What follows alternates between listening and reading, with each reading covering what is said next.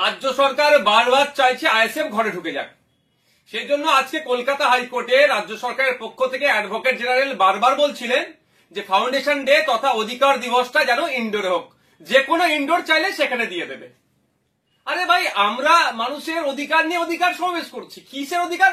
যেভাবে কেন্দ্র সরকার কালা বিল অ্যামেন্ডমেন্ট আছে, ওয়াকফ সম্পত্তি দখল করে নেওয়ার চেষ্টা করছে, কেন্দ্র সরকারের এই অ্যামেন্ডমেন্টের বিরুদ্ধে আমরা অধিকার সমাবেশ করছি। আদিবাসীদের জল জমি জঙ্গলের স্বাভাবিক অধিকার কেড়ে নেওয়ার চেষ্টা করছে কেন্দ্র সরকার, তার বিরুদ্ধে বলছি আমরা।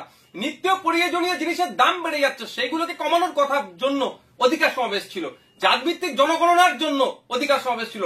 যেভাবে বিভিন্ন রাজ্যে মুসলমান হওয়ার জন্য, দলিত হওয়ার জন্য, আদিবাসী হওয়ার জন্য পিটিয়ে মেরে দিচ্ছে, তার বিরুদ্ধে, মহিলাদের উপরে যে অত্যাচার চলছে তার বিরুদ্ধে আমরা এখানে সেগুলো বন্ধের জন্য অধিকার সমাবেশ ডেকেছিলাম। আমাদের বাড়ি নিয়ে তিলোত্তমার সাথে যেভাবে অন্যায় হলো, তার প্রকৃত যারা এর সাথে যুক্ত প্রত্যেকের সর্বোচ্চ শাস্তির জন্য আমরা অধিকার সমাবেশ ডেকেছি। আমরা মাদ্রাসা সহ শিক্ষা প্রতিষ্ঠানে শিক্ষক নাই, শিক্ষক শূন্য অবস্থা শিক্ষা প্রতিষ্ঠানগুলো চলছে, ফলে বুনিয়াদী শিক্ষা ধ্বংস হয়ে যাচ্ছে। শিক্ষক নিয়োগের জন্য অধিকার সমাবেশ দেখেছি।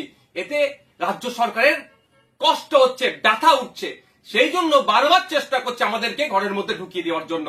আজকে কলকাতা হাইকোর্টে আমাদের পক্ষ থেকে যিনি আইনজীবী ছিলেন শামীম ফিরদৌস সাহেব সম্মানীয় বিচারপতিকে এই বিষয়গুলো তুলে ধরেছেন, এবং বিচারপতির আমাদের পক্ষেই আমি মনে করছি রায় এসেছে। রাজ্য সরকারের মুখ পুড়েছে, এদিকে দিয়ে আমাদের সমাবেশকে আটকাতে পারল না।